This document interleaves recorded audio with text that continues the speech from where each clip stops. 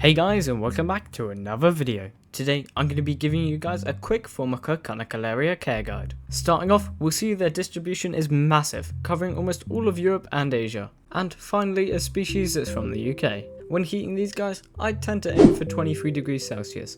Depending on if you have a high room temperature or not, depends on whether you need a heat mat or not. This temperature is basically perfect for them, as it's in their optimal brood development temperature.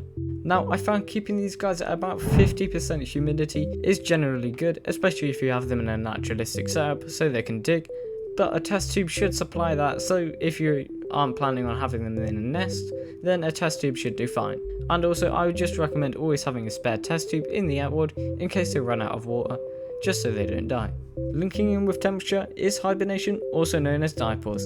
These guys need it through October to March. Generally about 10 degrees Celsius, these guys will thrive in hibernation, and in March, once they're out of hibernation, you should have these guys up and going again, just like I did. Okay, so this is really important, so listen closely. These guys spray formic acid, which means that when you give these guys a setup, it needs to be really well ventilated. I mean, I don't even have a lid for these guys, as it's just a risk that I don't want to take.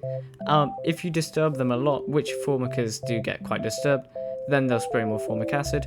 So I'd highly recommend keeping them in a really well ventilated setup, as well as just having them on a shelf or in the drawer so they're not as disturbed.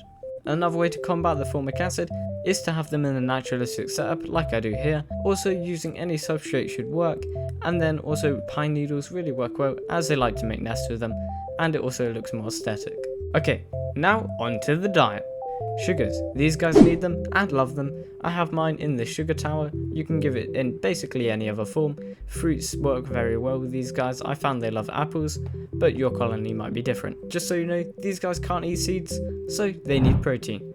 I give them in the form of mealworms, but basically any sort of feeder insect should work, and you can even try protein jelly if you want. So we're nearly at the end, but I just have a few more things to cover. These guys are fully claustral, which means that basically you just leave them in a drawer for about 3 months.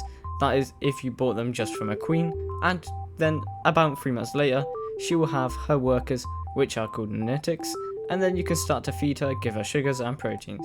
They are not polygynous, they are monogynous, which means that there's only one queen per colony. Don't put 2 queens in, the second queen will die. And finally, just a tip that I've picked up from keeping these guys for basically a year now.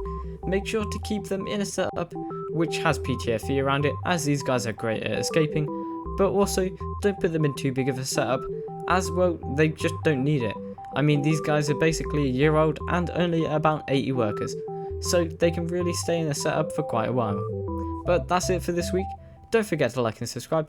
Thank you so much for watching, and I'll see you in the next one. Later!